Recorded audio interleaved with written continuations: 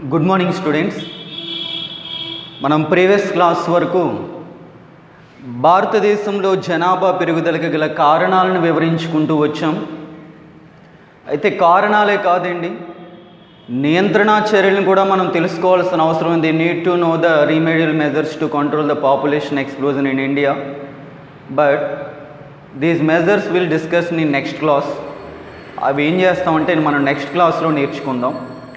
Present మరలా ఈ యూనిట్లోనే ఒక ముఖ్యమైన ఒక టాపిక్ గురించి మనం నేర్చుకుందాం. అయితే ఒక చిన్న సజెషన్ ఏంటంటే, మనకి మెటీరియల్స్ వచ్చినాయండి సిఈసి వాళ్ళకి. మీరు మెటీరియల్స్ తీసుకుని వెళ్ళి ఇంటి దగ్గర చదువుకుంటే కొంచెం టైం మనకి సేవ్ అవుతుంది. కాలేజీకి వచ్చిన తర్వాతే చదవాలి అంటే మనకి టైం సరిపోకపోవచ్చు. కాబట్టి సాధ్యమైనంత వరకు అందరూ మెటీరియల్స్ తీసుకోవడానికి ప్రయత్నం చేయండి. ఓకే, నైట్ మన టాపిక్లోకి వెళ్దాం. ఈరోజు మనం నేర్చుకుపోయే టాపిక్ ఏంటంటే, explain the national population policy 2000, అంటే జాతీయ జనాభా విధానం 2000 గురించి వివరించండి అని వీడు అడుగుతున్నాడు. అసలు ఈ క్వశ్చన్ మనం నేర్చుకో ముందు అసలు ఈ టాపిక్ దేనికి సంబంధించిందో తెలుసుకోవాలి. ఈ టాపిక్ మనకు బాగా అర్థం అవ్వాలి అంటే కనుక, for better standing of this question we will know what is the meaning of topic. అసలు టాపిక్ యొక్క అర్థం ఏంటో మనం తెలుసుకోవాలి. ఇందుకే ఈ టాపిక్ దేనికి సంబంధించిందంటే, మనం నిన్నటి వరకు మనం ఏం చెప్పుకున్నామంటే, భారతదేశంలో జనాభా విపరీతంగా పెరిగిపోతుంది అని చెప్పుకున్నాం కదా. మరి భారతదేశంలో జనాభా ఒక పెద్ద విపరీతంగా పెరిగిపోతూ ఉంటే మనం శుభ్రంగా తాతీగా కూర్చోవాలా? లేదండి. మరి ఏం చేయాలి? The government should taken several steps to control population explosion in India. భారతదేశంలో జనాభా పెరిగిపోకుండా దాన్ని కంట్రోల్ చేయడానికి గవర్నమెంట్ అనేకమైన చర్యలను తీసుకోవాలి. అలా గవర్నమెంట్ తీసుకున్న చర్యలలో ఒక రకమైన చర్య ఈరోజు మనం నేర్చుకోబోయే టాపిక్. సరే, వెళ్దాం. ఇందులో చూడండి, లాస్ట్లో 2000 అని కనబడింది. అంటే this policy was launched in 2000 year. ఈ పాలసీ 2000వ సంవత్సరంలో తీసుకొచ్చాడు కాబట్టి దీనికి మనం ఏమంటున్నాం? 2000 అని పేరు పెట్టాం. సరే, 2000వ సంవత్సరంలో తీసుకొచ్చాడు. ఇంతకీ ఇదేంటి? It's a policy. గవర్నమెంట్ ఒక్కోసారి కొన్ని పాలసీని తీసుకొస్తూ ఉంటుంది కదా, విధానాలు అంటాం. అట్లాగే ఇది కూడా ఒక policy. When it was launched in 2000 year. ఎప్పుడు తీసుకొచ్చారు? 2000 ఇయర్లో ఒక పాలసీని తీసుకొచ్చారంట.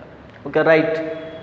మరి ఈ పాలసీ దేనికి సంబంధించింది అంటే గనక, జనాభా పాపులేషన్కి సంబంధించినది.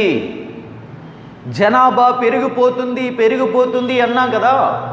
ఈ పెరిగిపోతున్న జనాభాని నియంత్రించడానికి ఒక పాలసీని 2000వ సంవత్సరంలో తీసుకొచ్చింది కాబట్టి దీని ఏమన్నాం? Population policy 2000 అన్నామే. ఇది జనాభాకి సంబంధించిన పాలసీ కాబట్టి జనాభా విధానం 2000 అని మనం పిలుస్తూ ఉన్నామే. దీన్ని సింపుల్గా మనం ఏమని పిలుస్తాం?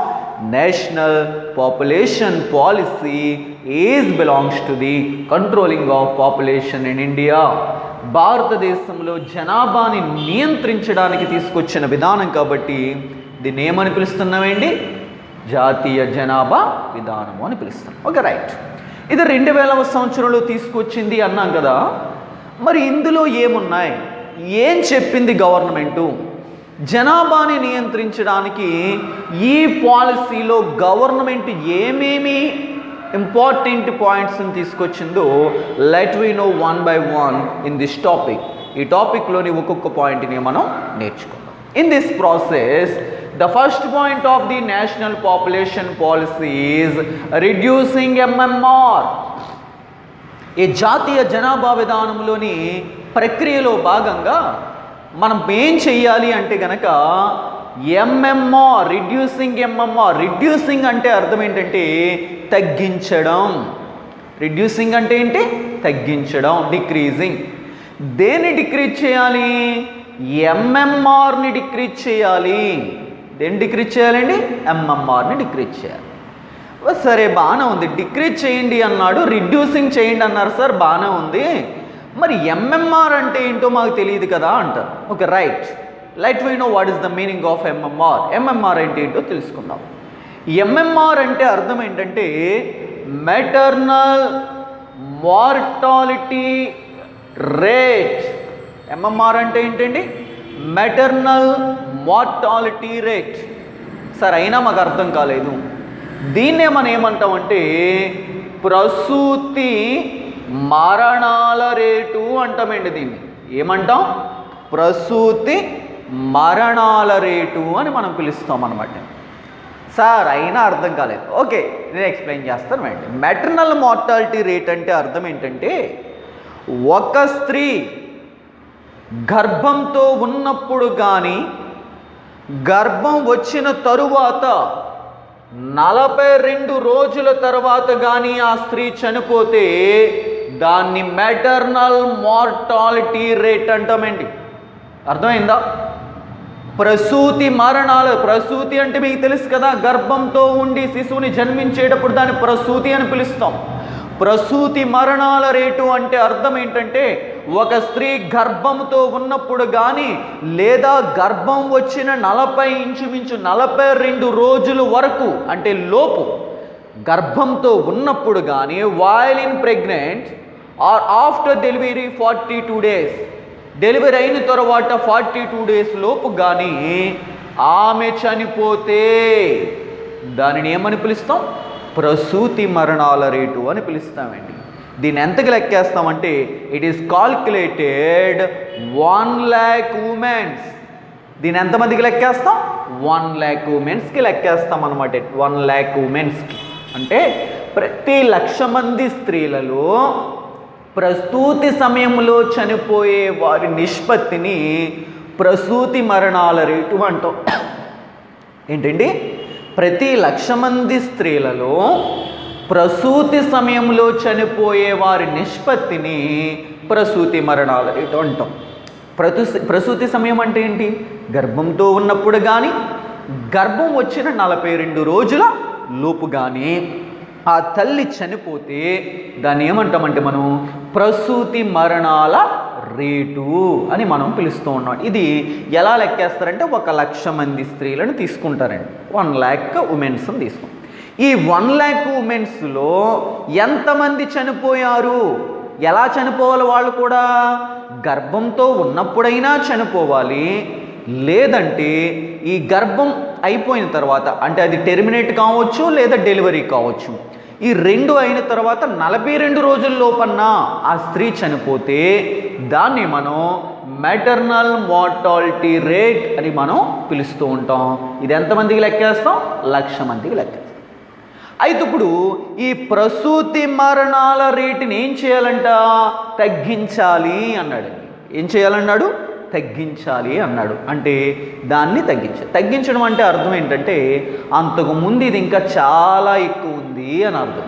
అంటే గర్భంతో ఉన్నప్పుడు కానీ గర్భం నుంచి డెలివరీ అయిన తర్వాత కానీ ఆ తల్లి చనిపోయేది, అలా చనిపోయే వాళ్ళ నిష్పత్తి ఎలా ఉండేది? చాలా ఎక్కువ ఉండేది. సుమారు 300 ఉండేదండి ఒకప్పుడు. ఎంత ఉండేది? 300 మంది చనిపోయేవారంటే ఎవరు? పిల్లలు కాదు, తల్లులే చనిపోయేవాళ్ళండి. అలా చనిపోతున్న ఆ సంఖ్యను ఇప్పుడు ఎంతగా తగ్గించాలి? 100కి తగ్గించండి. అంటే మొత్తం కంట్రోల్ చేయాలంటే మన వల్ల అవుతుంది కదా, ఎందుకంటే India has not a developed country. కాబట్టి అంతా తగ్గించాలంటే మన వల్ల కాదు. గ్రాడ్యువల్లీ మనం తగ్గించుకుంటూ రావాలి. Gradually we have decline. మనం దాన్ని తగ్గించాలి. అందుకని ఏమన్నాడు? ఒకప్పుడు 300 చనిపోతున్నారు అంటే 300 మందిని మనం కంట్రోల్ చేయలేము. కనీసం ఎంతమంది చనిపోయేలా మనం తగ్గించాలి? 100 మంది మాత్రమే చనిపోయేలా మనం తగ్గించాలి. అర్థమైందా? అది టార్గెట్. మన వాళ్ళు పెట్టుకున్న టార్గెట్ ఏంటంటే ఈ మెటర్నల్ మార్టాలిటీ రేట్ ఏదైతే ఉందో, ప్రసూతి మరణాల రేట్ ఏమైతే ఉందో, that the maternal mortality rate reduce 100 per 1 lakh, 100 మందికి తగ్గించాలి అన్నది.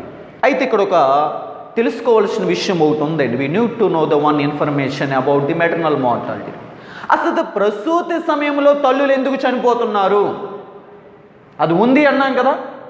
అంటే ప్రెగ్నెంట్గా ఉన్నప్పుడు చనిపోతున్నారంట, లేదా డెలివరీ అయిన తర్వాత కానీ అబార్షన్ అయిన తర్వాత కానీ 42 రోజుల్లోపు before 42 days that the women will be death. ఆమె చనిపోతుంది. ఎందుకు చనిపోతుంది? ప్రెగ్నెంట్గా ఉన్నప్పుడు ఎందుకు చనిపోతున్నారు? డెలివరీ అయిన తర్వాత అయినా ఎందుకు చనిపోతున్నారు? అసలు what are the reasons for maternal mortality rate? ఎందుకు చనిపోతున్నారంటే దీనికి అనేకమైన కారణాలు ఉన్నాయి. మొదటి కారణం ఏంటంటే ఎర్లీ మ్యారేజెస్. ఎర్లీ మ్యారేజెస్ అంటే బాల్య వివాహాలు చేయడం వల్ల. 15 సంవత్సరాల లోపు గనక మ్యారేజ్ చేసినట్లయితే, if we are get the marriage below 15 years, it will be occupied. మనం 15 సంవత్సరాల లోపు అమ్మాయిలకి పెళ్లి చేస్తే ఆ అమ్మాయికి సరైన శక్తి సామర్థ్యాలు ఉండవండి. పిల్లలని కనే ఎనర్జీ ఆమె దగ్గర ఉండదండి. She has not ability to delivery, she has not ability to pregnant convention. So ఆమె ఎప్పుడైతే తగిన సామర్థ్యము తగిన బలము లేదో ఆమె చనిపోవడానికి ఆస్కారం ఎక్కువ ఉంటుంది. ఆ విధంగా ప్రసూతి మరణాలు, మెటర్నల్ మార్టాలిటీ రేట్ ఏర్పడడానికి వన్ ఆఫ్ ద రీజన్ ఏంటో తెలుసా? Before married, 15 years before marriage, early marriage చేయడం వల్ల ప్రసూతి సమయంలో కానీ ప్రసూతి అయిన తర్వాత కానీ తల్లులు చనిపోతూ ఉన్నారు. It is the one of the reason. ఇక రెండవ రీజన్ ఏంటి? And what is the another reason of maternal mortality rate అంటే కనుక రెండవది ఆపరేషన్. దట్ మీన్స్ ఏంటంటే వాళ్ళు ప్రెగ్నెంట్ అవుతూ ఉన్న సమయంలో ఎవరి చేత వీళ్ళు ఈ ప్రసూతి చేయిస్తారంటే ఆ ఊరిలో ఉన్న మంత్రసానులు అంటామండి. అంటే ఏం లేదు, పురుళ్ళు పోస్తారు కదా, ఆ పురుళ్ళు పోసే వాళ్ళని ఏమంటారంట?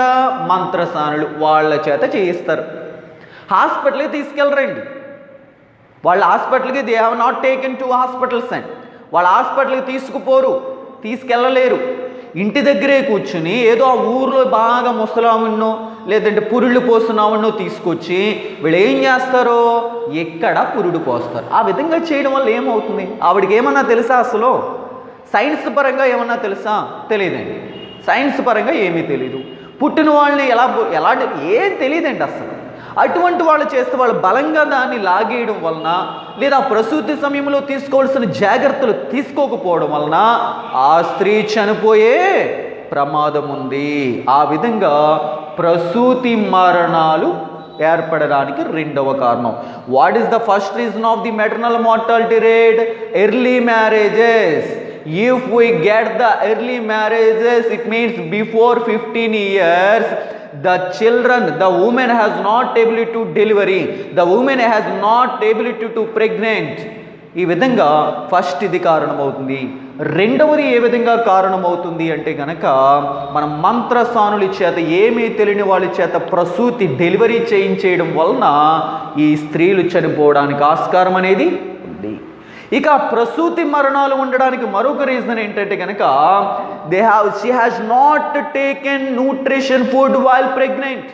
ఆమె ప్రెగ్నెంట్గా ఉన్న సమయంలో సరైన ఆహారం తీసుకోలేకపోవడం వలన, and she has not taken proper medicines while she is pregnant. అండి ఆమె గర్భధారణగా ఉన్నప్పుడు సరైన మందులు తీసుకోలేకపోవడం వల్ల, ఆమె గర్భవతిగా ఉన్నప్పుడు సరైన న్యూట్రిషన్ ఫుడ్ లేదండి, సరైన బలమైన ఆహారం తినకపోవడం వలన ఆమె చనిపోయే ప్రమాదం ఉంది. రెండవది, ఆమె గర్భవతిగా ఉన్నప్పుడు సరైన మెడికల్ ఫెసిలిటీస్ లేకపోవడం, సరైన మందులు తీసుకోలేకపోవడం వలన ఆమె చనిపోయే ప్రమాదం అనేది ఎక్కువగా ఉంది అని మనం అర్థం చేసుకోవచ్చు. ఇలా ఒక రీజన్ కాలింది. The several reasons behind of it, the several reasons are causes to death while pregnant women. స్త్రీలు ప్రెగ్నెంట్గా ఉన్నప్పుడు చనిపోవడానికి అనేకమైన రీజన్స్ మనం చెప్పుకోవచ్చు. ఇలా స్త్రీలు గర్భధారణతో ఉన్న సమయంలో కానీ, గర్భం దాల్చిన తర్వాత కానీ చనిపోతే దాన్ని మనం ఏమని పిలుస్తామండి? మెటర్నల్ మార్టాలిటీ రేట్, ప్రసూతి మరణాల రేటు అని మనం పిలుస్తూ ఉంటాం అన్నమాట అండి. ఈ ప్రసూతి మరణాల రేటుని ఎంతమందికి లెక్కేస్తాం? 1,00,000 ఉమెన్స్కి లెక్కేస్తాం. 1,00,000 మంది స్త్రీలను తీసుకుని ఈ 1,00,000 మంది స్త్రీల్లో how many womens are died while pregnant or after delivery before 42 days, 42 రోజుల తర్వాత కానీ ఎంతమంది చనిపోతున్నారన్న దాన్ని మనం తీస్తాం. ఇప్పుడు ఇలా ప్రసూతి మరణాల రేటు భారతదేశంలో ఎక్కువ ఉందా లేదా? చాలా ఎక్కువ ఉందండి. ప్రసూతి మరణాల రేటు చాలా ఎక్కువ ఉంది. ఎంత ఉంది? ఇట్స్ నియర్లీ 300 per 1 lakh అండి. 1 lakhకి 300 మంది చనిపోయేవారంట. ఇప్పుడు మన గవర్నమెంట్ టార్గెట్ పెట్టింది ఏంటంటే, అలా ప్రసూతి సమయంలో చనిపోతున్న వాళ్ళు ఎవరైతే ఉన్నారో వాళ్ళని ఏం చేయండి? తగ్గించండి. అంటే ప్రసూతి మరణాల రేటుని ఇప్పుడు మనం ఏం చేయాలంట? తగ్గించాలి. ఎంతగా తగ్గించాలి? 100కి తగ్గించండి. ఎంతమందికి? 1,00,000 మంది స్త్రీలలో చనిపోయే వాళ్ళు ఎంతమంది ఉండాలి? 100 మంది మాత్రమే ఉండాలి అంటున్నారు. ఆ విధంగా ప్రసూతి మరణాల రేటుని తగ్గించండి అని చెప్పి the government has taken several steps అనమాట. నా విధంగా అయితే ప్రసూతి మరణాల రేటు తగ్గాలంటే ఏం చేయాలి? మనం చెప్పుకున్నాం. మొదటి కారణం ఏంటి? 15 సంవత్సరాల లోపు చేస్తే చనిపోతారు. కాబట్టి 15 సంవత్సరాల తర్వాత మ్యారేజ్ అయ్యే విధంగా చేస్తే ప్రసూతి మరణాల రేటును తగ్గించవచ్చు. నెక్స్ట్, ఆమె గర్భవతిగా ఉన్నప్పుడు సరైన పౌష్టికాహారం అందించగలగాలి. అలా చేస్తే ప్రసూతి మరణాల రేటును తగ్గించవచ్చు. నెక్స్ట్ వన్ వచ్చినప్పటికీ ఆవిడికి సరైన మందులు, గర్భవతిగా ఉన్నప్పుడు సరైన వైద్య సౌకర్యాలు అందించాలి. అలా అందిస్తే ఈ ప్రసూతి మరణాల రేటును మనం ఏం చేయొచ్చు? తగ్గించవచ్చు అని మనం తెలుసుకోవచ్చు. ఇది ఫస్ట్ పాయింట్ అండి, రిడ్యూసింగ్ మెటర్నల్ మార్టాలిటీ రేట్. ప్రసూతి మరణాల రేటును ఏం చేయాలి? తగ్గించాలి. ఓకే, ఇది ఫస్ట్ పాయింట్.